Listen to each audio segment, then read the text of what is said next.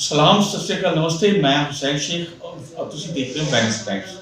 ਅੱਜ ਅਸੀਂ ਮੌਜੂਦਾ ਮਲੇਰਕੋਟਲਾ ਦੇ Nawab Sher Muhammad Khan institute of advanced study ਦੇ ਵਿੱਚ, ਜਿੱਥੇ ਅਸੀਂ ਗੱਲ ਕਰਾਂਗੇ ਜ਼ੈਨੁਲ ਇਬਾ ਸਾਹਿਬ ਨਾਲ, ਜਿਨ੍ਹਾਂ ਨੇ PhD ਕੀਤੀ ਹੈ ਈਰਾਨ ਤੋਂ ਪਰਸ਼ੀਅਨ ਦੇ ਵਿੱਚ। ਔਰ ਇਹ ਤੁਹਾਨੂੰ ਦੱਸ ਦਈਏ ਕਿ ਇਹ ਜਿਹੜਾ ਸੈਂਟਰ ਹੈ ਇਹ ਪਟਿਆਲਾ ਯੂਨੀਵਰਸਿਟੀ ਦਾ ਇੱਕ ਰੀਜਨਲ ਸੈਂਟਰ ਹੈ, ਜਿਹਦੇ ਵਿੱਚ ਬਹੁਤ ਸਾਰੇ ਕੋਰਸਿਸ ਕਰਵਾਏ ਜਾਂਦੇ ਹਨ ਔਰ ਜਿਹਦੇ ਵਿੱਚ ਕੁਝ ਐਕਸੈਪਸ਼ਨਲ ਕੋਰਸਿਸ ਵੀ ਕਰਾਏ ਜਾਂਦੇ ਹਨ, ਜਿਹੜੇ ਜੇ ਤੁਸੀਂ ਉਹ ਕੋਰਸਿਸ ਕਰ ਲਓ ਤਾਂ ਤੁਸੀਂ ਇਹ ਮੰਨ ਕੇ ਚੱਲੋ ਕਿ ਤੁਸੀਂ ਕਿਤੇ ਨਾ ਕਿਤੇ ਸੈਟਲ ਜ਼ਰੂਰ ਹੋਵੋਗੇ ਜ਼ਿੰਦਗੀ ਦੇ ਵਿੱਚ। ਤੁਹਾਡਾ ਜਿਹੜਾ ਭਵਿੱਖ ਹੈ ਬਹੁਤ ਅੱਛਾ ਹੋ ਜਾਏਗਾ ਔਰ ਬਟ ਉਹਦੇ ਵਾਸਤੇ ਥੋੜੀ ਮਿਹਨਤ ਕਰਨੀ ਪੈਂਦੀ ਹੈ। ਉਹ ਮੈਂ ਜਿਹੜੇ ਕੋਰਸਿਸ ਹੈ ਮੈਂ ਤੁਹਾਨੂੰ ਦੱਸਾਂਗਾ, ਉਹ ਵੀ ਦੱਸਾਂਗਾ, ਉਹਦੇ ਬਾਰੇ ਜਾਣਕਾਰੀ ਵੀ ਪੂਰੀ ਦਿੱਤੀ ਜਾਏਗੀ। ਬਟ ਉਹ ਕੋਰਸਿਸ ਇੱਕ ਵਾਰ ਮੈਂ ਤੁਹਾਨੂੰ ਦੱਸਦਾ ਕਿ ਜੇ ਆਪਾਂ ਉਹ ਕੋਰਸ ਕਰ ਲਈਏ ਤਾਂ ਬਾਹਰਲੇ ਦੇਸ਼ਾਂ 'ਚ ਆਪਣੀ ਜੌਬ ਬੜੀ ਆਸਾਨੀ ਨਾਲ ਲੱਗ ਸਕਦੀ ਹੈ ਔਰ ਉਹਨਾਂ ਦੀ ਡਿਮਾਂਡ ਵੀ ਬਹੁਤ ਹੈ। मैं तो दसदा कि जो ज़ैनुल इबा साहब है उन्हें रीजनल सेंटर के विच जो है प्रोफैसर हैं और ख़ास तौर से लखनऊ तो ताल्लुक रखते हैं। आप इन्हां नाल पंजाबी च तो गल नहीं कर पावांगे, इस करके आपां नूं थोड़ी जी लैंग्वेज चेंज करनी पड़ेगी। ज़ैनुल साहब आपका बहुत बहुत स्वागत है हमारे कार्यक्रम में। आप कहाँ से रहने वाले हैं और आपका ताल्लुक कहाँ से है? और जो है थोड़ा आप जैसे आपने मुझे बताया कि PhD आपने ईरान से की है, थोड़ा सा अपने बारे में बताइए। जी, मेरा नाम ज़ैनुल इबा है। अब हमारा वतन जो है लखनऊ है और इब्तदाई तालीम हमने लखनऊ से हासिल की है। उसके बाद मज़ीद तालीम के लिए हमको फुल स्कॉलरशिप जो मिली वो तेहरान यूनिवर्सिटी ईरान से मिली। वहाँ पर हमने जाकर अपनी PhD कंप्लीट की। PhD कंप्लीट के बाद करने के बाद वापस हिंदुस्तान वापस आए। जी, आने के बाद हमने फिर हमने जो है लखनऊ यूनिवर्सिटी में कुछ दिन तदरीसी पढ़ाई अंजाम दिए। जी, उसके बाद जो है हमारा मुस्तकिल जो है अपॉइंटमेंट हुआ पंजाब यूनिवर्सिटी पटियाला में और पोस्टिंग हमको मिली नवाब शेर Muhammad Khan institute regional centre of Punjabi university Patiala.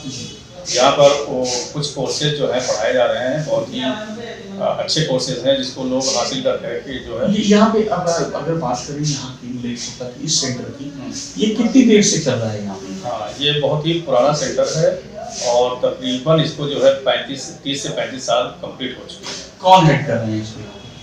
यहाँ पे कुछ मुख्तलिफ लोग आए और चले गए, मतलब जैसे इससे पहले जो थे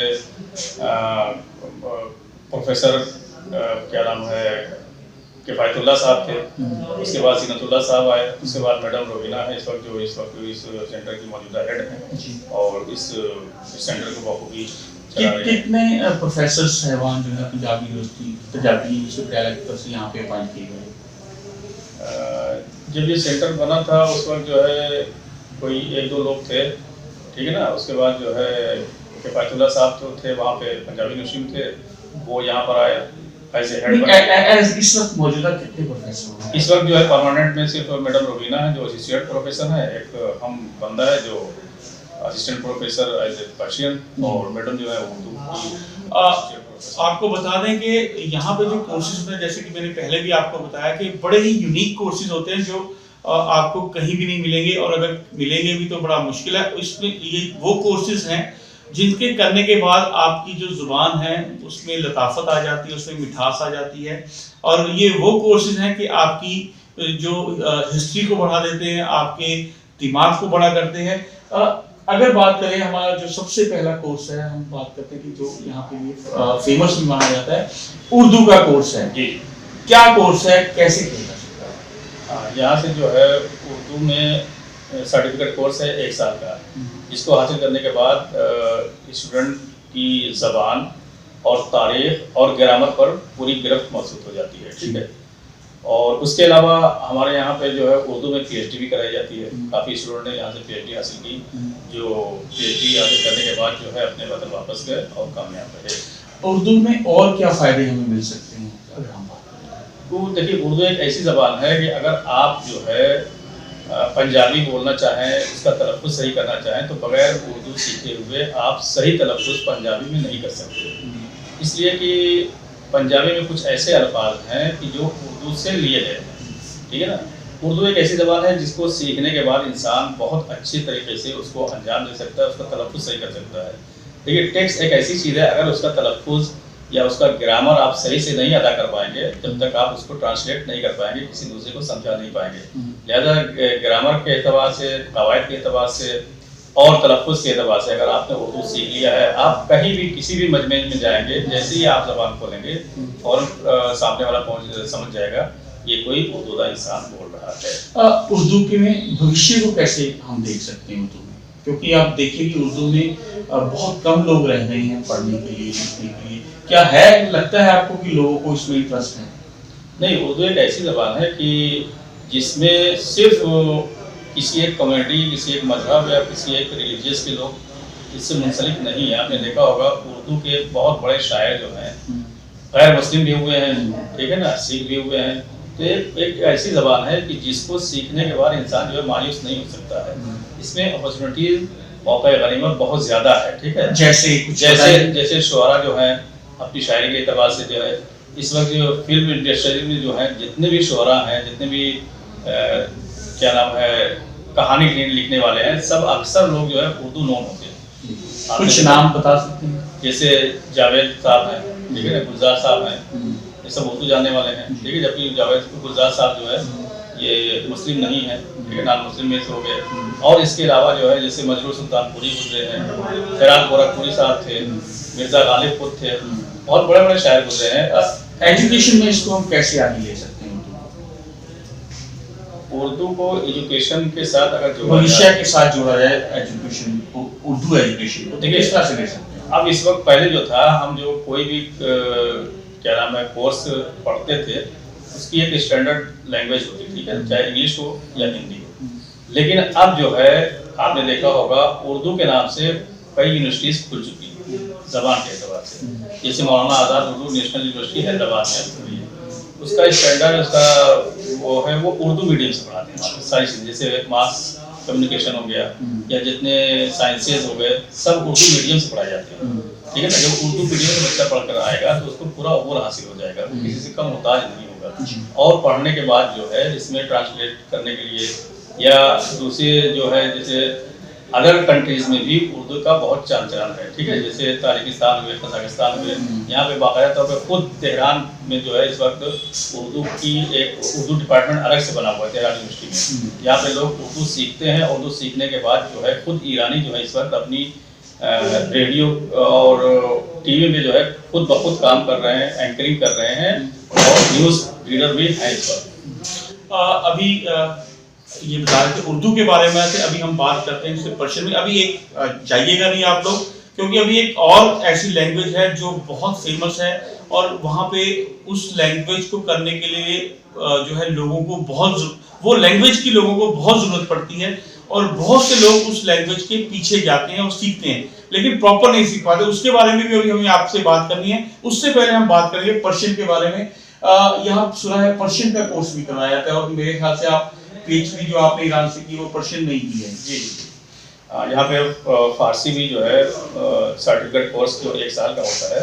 बहुत सारे स्टूडेंट हमारे यहाँ पे फारसी सीखने के लिए आते हैं। स्टूडेंट ही नहीं बल्कि जो है हमने देखा है यहाँ पे जो है IAS PCS इवन क्या नाम है SDM साहब भी, जितने भी जो SDM है यहाँ पे 2 लोग इस वक्त उर्दू सर्टिफिकेट भी जो SDM साहब हैं उन्होंने उनका एडमिशन है यहाँ पे उर्दू सर्टिफिकेट कोर्स वो कर रहे हैं। इसी तरीके से फारसी में हमारे पास जो है कुछ मैनेजर्स आए जो बैंक से रिटायर होने के बाद जो है उन्होंने फारसी सर्टिफिकेट कोर्स किया और उन्होंने कहा कि क्योंकि फारसी एक ऐसी ज़बान है कि जो 800 साल तक हिंदुस्तान में दफ्तरी और बाकायदा तौर पे हुकूमती ज़बान थी, जिसमें सारे काम जो होते थे फारसी के होते थे। आपको मिसाल के तौर पे मैं बता दूं, इस वक्त कचहरी में चले जाएं, किसी भी महकमे में चले जाएं, आप जो भी टर्मिनोलॉजी इस्तेमाल कर रहे हैं, जो उनका नाम है वो फारसी में है, खासतौर से कचहरी में आप देखेंगे। और इसके अलावा जो 800 साल की हमारी हिस्ट्री है, जितने भी कागजात हैं वो सब फारसी ज़बान में है। तो फारसी के अलावा जो है पूरा ज़फ़रनामा जो है सिखिज़्म में आपने देखा होगा, इसमें 80% फारसी के अल्फाज इस्तेमाल हुए हैं। तो सिख वगैरह जो है ख़ासतौर से फारसी सीखते हैं इसलिए कि उनको ज़फ़रनामा पढ़ने में आसानी हो। और इसके अलावा जो है कहीं ना कहीं मैं रोक रहा हूँ आपको, कहीं ना कहीं मुझे ये भी पता चला मेरी नॉलेज में है कि जो पंजाबी है उसके कई सारे जो लफ्ज़ हैं वो फारसी से रिलेटेड हैं, कुछ ऐसा भी है?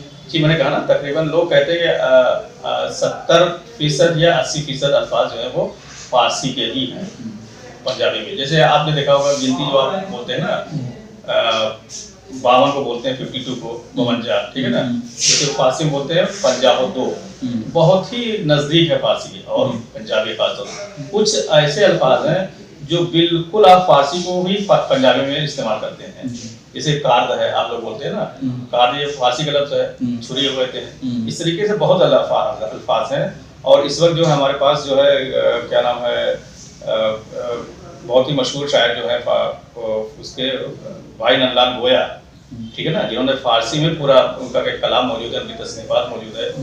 और उन्होंने जो कि फारसी सीखी थी और जो गुरु के दरबार में 52 शोहरा थे, उसमें सबसे होनहार शायरों में शुमार होता है भाई नंदलाल गोया का। उन्होंने उनकी पूरी फारसी जो है शायरी जो है फारसी में है, तो उसको आप पढ़िए। जैसे कहते हैं दीवान गोया है इनका, ठीक है, या इनकी जो है तसनीफात गोया के नाम से किताबें हैं। इन सब में जो है फारसी के अल्फाज ऐसे ज़्यादा हैं कि आप उनको हासिल करके आप पढ़ सकते हैं। इसी सब की वजह से जो है बहुत से ज़्यादा लोग जो है हमारे पास सर्टिफिकेट कोर्स करने के अलावा जो है और यहाँ से PhD भी कर रहे हैं फारसी में, ठीक है। क्या क्या क्या भविष्य मानते हैं फारसी का? ठीक है, फारसी जो है जिस तरीके से उर्दू, अरबी और क्या नाम दूसरी लैंग्वेजेस हैं, इसी तरीके से फारसी भी हर मेरा पूछने का मकसद ये है कि जो आने वाली जनरेशन है उसके फायदे भी क्या कहाँ से जाती है, क्या फायदा पहुंचा सकती है फारसी उनके भविष्य में, उनके जो उनका करियर है उसमें क्या फायदा हो सकता है? फारसी जो है आपको मालूम होना चाहिए कि जो अपने दिल्ली में जो मिनिस्ट्रीज हैं, ठीक है, हर मिनिस्ट्री में फारसी के लोगों की ज़रूरत होती है वहाँ पे, और बाकायदा तौर पे इस पर काम कर रहे हैं वहाँ पे अपॉर्चुनिटीज़ हैं। इसके अलावा जो है सियाहत में बहुत काम है फारसी में। आपको यकीन नहीं होगा कि कश्मीरी कुछ बच्चे थे जिनका अपॉइंटमेंट कश्मीर में हो गया था, ठीक है, लेकिन चूंकि वहाँ पे उन्होंने इसलिए नहीं ज्वाइन किया कि उससे ज़्यादा इनको जो तफरीह के लिए आते हैं टूरिज्म में, उनको वो ले जाके उससे ज़्यादा पैसे कमा रहे थे, ठीक है, और उनके नाले में भी इजाफा हो रहा था। ईरानी आते थे। फारसी सिर्फ ईरान में नहीं है, अफगानिस्तान में भी है, ताजिकिस्तान में भी है, उज़्बेकिस्तान में भी है, अज़रबैजान में भी है, जो कि सब जगह बोली जाती है। और आपको देखना होगा कि हर मिनिस्ट्री में या हर अम्बेसी में इस वक्त जो है फारसी के लिए जो है स्कोप बहुत ज़्यादा है, ठीक है ना। कोई भी इंसान जो है आजकल दिल्ली में जो फारसी जानता है वो कभी खाली नहीं बैठा रहता है। हर अम्बेसी में जो है इसको फारसी की जरूरत है, इंटरप्रेटर की। और इसके अलावा जो है अभी इससे पहले जो हमारा काम चल रहा था पाइपलाइन, गैस पाइपलाइन का, उसमें बहुत सी वैकेंसी आने वाली थी, लेकिन क्योंकि वो सियासत की नज़र हो गया, वो फिर इन फ्यूचर जो है उस पर बात होगी और वो जो है अपॉर्चुनिटी हमारे हाथ आ जाएगी, तो उसमें बहुत सी जॉब क्रिएट होंगी। इसके अलावा अभी हम लोग देखिए, अभी तक हमने बात की उर्दू की, अभी तक हमने बात की फारसी की। आपको बता दें कि उर्दू अरबी से भी ज़्यादा एक और भी लैंग्वेज है जिसकी बहुत ज़्यादा डिमांड है, जिसके बारे में मैंने अभी आपसे कहा भी था कि वो मैं आपको लास्ट में बताऊंगा।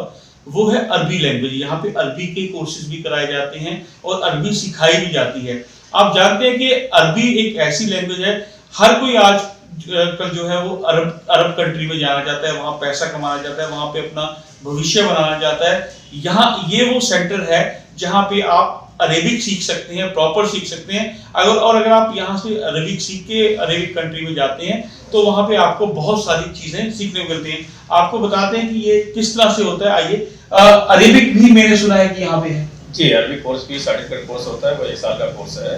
अरबिक सर्टिफिकेट कोर्स से ज्यादा भी कुछ आगे है या बस फिलहाल यहाँ पे जो है हमारे यहाँ सेंटर पे जो है सर्टिफिकेट कोर्स 1 साल का होता है अरबी का। और इसके अलावा जो हमारे खुद पंजाबी यूनिवर्सिटी में जो है इसका पूरा डिपार्टमेंट है, वो जहाँ पे MA भी होता है, PhD भी होती है, ठीक है। लेकिन चूंकि सर्टिफिकेट कोर्स 1 साल का कोर्स होता है, इसमें बच्चा इतना सफिशिएंट हो जाता है कि वो आप क्या नाम है गल्फ कंट्रीज में आसानी से जाकर अपने आप को एडजस्ट कर सकता है। मतलब उसको बोलना आ जाती है या समझ जाती है? नहीं, बोलना तो मुश्किल है लेकिन समझ में आ जाती है उसकी, ठीक है। मिसाल मैं दूं, इससे पहले एक बच्चा था जो लुधियाना से हमारे पास आ रहा था। उन्होंने एडमिशन लिया, वो उन्होंने सर्च किया ऑनलाइन, ठीक है, उसको मिला कि नवाब शेर मोहम्मद खान स्टोर जहाँ पे अरबिक वो आया और उन्होंने एडमिशन लिया। क्योंकि वो इससे पहले UAE में रह चुके थे, उनको परेशानी हो रही थी समझने की और लिखने की। वो आए यहाँ पर 1 साल का कोर्स कंप्लीट करने के बाद फिर दोबारा जो गए तो वो काफ़ी कंफर्टेबल महसूस हो रहा था उनको, ठीक है। और वो आराम से लिख भी लेते हैं, पढ़ भी लेते हैं और पूरा काम जो है वो अरबी में कर रहे हैं इस वक्त। क्या क्या अपॉर्चुनिटीज हैं अरबी में, क्योंकि देखिए अरबी एक जो देखिए अगर हम चारों तरफ देखें बहुत सारे अरेबिक कंट्रीज हैं और इंडिया से बहुत सारे लोग जो है अरेबिक कंट्रीज में यूएई, मस्कट, आपका जो है दुबई, जी जी ये जो आसपास के जितने भी अरब कंट्री हैं वहाँ जा रहे हैं। जी जी। वहाँ पे और क्या क्या अपॉर्चुनिटीज हैं इसके लिए? देखिए इसमें जो जाने वालों में तबका जो है 2-3 तरह का होता है, ठीक है ना। एक तो होता है लेबर टाइप की, जो उनको लैंग्वेज की उतनी ज़रूरत नहीं पड़ती है, लेकिन जो किसी ऑफिशियल काम के लिए जाते हैं उनको लैंग्वेज की ज़रूरत पड़ती है, करस्पॉन्डेंस करने के लिए, ठीक है ना, इंटरप्रेट के लिए। और इसके अलावा जो है मामूली से काम जो कंप्यूटर वगैरह का जानते हैं तो उनको उनकी जो है सैलरी जो है अच्छी खासी हो जाती है अगर उनको लैंग्वेज आ रही है तो। और अगर लेबर उसमें जाते हैं कैटेगरी में तो उनको जो है लैंग्वेज की जरूरत नहीं पड़ती, लेकिन वो वहाँ पे अपनी टूटी फूटी लैंग्वेज सीख लेते हैं।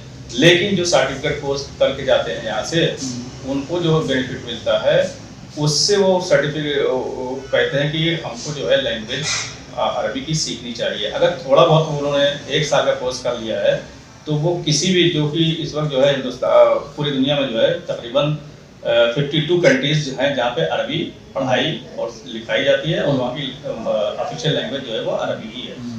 तो आसपास के जो कंट्रीज हैं हिंदुस्तान में के, जैसे ये हुआ कि यूएई हुआ, दुबई हुआ वो, और क्या नाम है सऊदी अरब हुआ, और क्या नाम मस्कट है, बहरैन है, कुवैत है, जहाँ पे इस वक्त अरबी के नॉन को बहुत ज़्यादा तरजीह दी जाती है। अगर वो सर्टिफिकेट कोर्स भी करके गए हैं और उनके पास सर्टिफिकेट है, उस सर्टिफिकेट की बेस पर उनको अच्छी खासी नौकरी मिलेगी, ना कि लेबरशिप। अगर बात करें मिनिस्ट्री लेवल की बात करें, जो ट्रांसलेटर होते हैं वो किस तरह का कोर्स करें कि उनको जो है मिनिस्ट्री लेवल की जॉब मिले? देखिए इसमें सर्टिफिकेट कोर्स करने के बाद जो है डिप्लोमा कोर्स भी होता है, ठीक है। अगर डिप्लोमा कोर्स करने के बाद जो है आपने अपनी इस्तेदाद के मुताबिक, ठीक है ना, इस्तेदाद जो है आपकी उसके मुताबिक आपने अपने आप को डेवलप कर लिया है, तो यहाँ पे जो है तकरीबन 52 कंट्री मैंने बताया ना अरब है, हर अम्बेसी में जो है अच्छे खासे लोग जो इस वक्त अरबी नॉन काम कर रहे हैं, जो कि इंडियन होनी चाहिए, जो कि हमारा लॉ कहता है, जो इंटरनेशनल लॉ कहता है, उसमें जो है लोकल ही को रखा जाता है, ठीक है। तो उसमें तकरीबन 52 तो अम्बेसीज हो गए। हर अम्बेसी में कम से कम 5-10 लोग तो है ही हैं उसमें, 5-10 तो हमने कम बताया, ज़्यादा ही हैं। जो लोकल स्टाफ होता है उसमें अच्छी खासी सैलरी वो लोग देते हैं, कि जो हमारे यहाँ पे जो परमानेंट लोग काम कर रहे हैं उससे ज़्यादा सैलरी उनकी होती है, ठीक है। तो ये अपॉर्चुनिटीज़ है। इसके अलावा जो है इंटरप्रेट करने के लिए बुलाते हैं वो लोग, और इसके अलावा जो है कभी वहाँ पे जो टूरिज्म में आप देख लीजिए, वहाँ से अरब कंट्री से लोग आते रहते हैं इंटरप्रेट करने के लिए, दूसरे शहरों में ले जाने के लिए, ताजमहल वगैरह दिखाने के लिए, या जो तारीखी शहर हैं, ठीक है ना, वो लोग शौकीन होते हैं देखने के लिए, वहाँ लोग जाते हैं इंटरप्रेट करने के लिए। उनको अच्छा खासा पैसा मिल जाता है, टाइम नहीं होता उनके पास। एक गिरोह आया, ठीक है ना, उसको अभी कंप्लीट ही नहीं कर पाए, दूसरे गिरोह का लेटर आ गया कि आप अपने को फील के हम आने वाले हैं। तो इस तरीके से बहुत ही अपॉर्चुनिटीज़ जो है वो अरबी सीखने के बाद इंसान जो है इसी इंडिया में रह करके बाहर की सैलरी पे काम कर सकता है, कमा सकता है अच्छा खासा पैसा। प्रोफेसर साहब, अब हम जानना चाहेंगे कि इन कोर्सेज को करने का तरीका क्या है, कितनी पहले हम तरीका पूछते हैं, उसके बाद फीस पे बात करें। जी जी, बहुत आसान तरीका है इसका। जो है अगर आपने जो है सिर्फ क्या नाम है हाई स्कूल किया है, ठीक है, मैट्रिक करने के बाद जो है आपका एडमिशन हो जाएगा यहाँ पे। 1 साल का कोर्स हमारे यहाँ जो है जून में एडमिशन शुरू हो जाते हैं। क्लासेस रेगुलर लगती हैं या ऑनलाइन, मतलब वो कहीं से भी लगा सकता है? नहीं, सिर्फ हमारे यहाँ जो है क्या नाम है ऑफलाइन क्लासेस होती है। रेगुलर है या रेगुलर है, परमानेंट है यहाँ पे। आप नहीं, अगर वो बाहर है तो वो कैसे वीकली आएगा या रेगुलर? वो उसके ऊपर है, अगर डेली आना चाहे डेली आ सकता है, वीकली आना चाहे वीकली आ सकता है। और जो आउट ऑफ सिटी है या दूर से हमारे पास जो है बठिंडा और कहाँ गुरदासपुर के लोग आते हैं, हफ्ते में 1-2 बार आ जाते हैं। अभी एक पास ही कर रहे हैं, वो बेचारे हर हफ्ते जो है 1 बार आते हैं, पूरे हफ्ते के होमवर्क लेके जाते हैं बाकायदा तौर पे। जो नहीं समझ में आता है वो फ़ोन में पूछ लेते हैं, हमसे व्हाट्सएप कर देते हैं। तो हम हर तरीके से जो है स्टूडेंट की मदद के लिए यहाँ पे तैयार हैं। फीसिस का क्या असर है, कितना महंगा है ये कोर्सेज और कितना खर्चा आ जाता है? अभी देखो फीस बहुत महंगी थी, लेकिन अभी जो नए वाइस चांसलर साहब आए हैं उन्होंने लैंग्वेजेस के लिए खास तौर से थोड़ा सा फीस को कम किया है, ठीक है। तो तकरीबन हमारी जो है फीस, रजिस्ट्रेशन फीस 1000 रुपये है जनरल के लिए, और SC ST और OBC के लिए 750 रुपये है, ये हो गई। प्लस ट्यूशन फीस जो है वो 4460 रुपये है, प्लस पूरे साल एक साल की पूरी एक साल की प्लस एग्जामिनेशन फीस जो होती है थोड़ी सी वो भी। आप ये मान के चलें कि 5 या 6 हज़ार के बस, करीब में आप जो ये कोर्सेज जो हैं हाँ पूरा कंप्लीट हो जाता है और वो एक अच्छा भविष्य 5-6 हज़ार रुपये में ले सकता है। हाँ, देखिए लैंग्वेज सीखने के लिए जो है आपको लैंग्वेज आ जाएगी, दूसरी एक जो है ऑथेंटिक सर्टिफिकेट मिल रहा है, यूनिवर्सिटी से सर्टिफिकेट मिल रहा है, ठीक है ना। इसकी वैल्यू हर जगह है, सिर्फ इंडिया में नहीं, ऑल वर्ल्ड बता रहे हैं आपको। अगर आप सर्टिफिकेट शो करेंगे तो आपकी वैल्यू और ज़्यादा बढ़ जाएगी। आप देख रहे थे कि प्रोफेसर साहब ने हमें बताया कि किस तरह से हम लोग जो ये कोर्सेज कर सकते हैं और कितने कम पैसों में, मेरे ख्याल से 5,000 रुपये अगर हम लोग खर्च करते हैं और हमें किसी मिनिस्ट्रियल में ट्रांसलेटर की जॉब मिल जाती है या किसी एम्बेसी में जॉब मिल जाती है, इससे अच्छा भविष्य मुझे तो नहीं लगता कि कोई अच्छा हो सकता है। और सबसे बड़ी बात है कि जैसे इन्होंने बताया कि 52 कंट्रीज हैं अरेबिक, 52 कंट्रीज में आप जो है वहाँ पे अरबी बोली जाती है और वहाँ पे अगर आप अरबी सीख लेते हैं तो अरबी से आप फ़ायदा उठा सकते हैं। इसी तरह से हम और भी बहुत सारी चीज़ों के बारे में आपको अवेयर करते रहेंगे, आपको बताते रहेंगे। आप हमारे साथ जुड़े रहिए और हमारा चैनल ज़रूर सब्सक्राइब कीजिए वेडनेसडे टाइम्स के नाम से, और जो है लिंक को जो है शेयर भी कीजिए और इसको लाइक भी कीजिए। आपका Hussain Sheikh, Wednesday Times News, Malerkotla.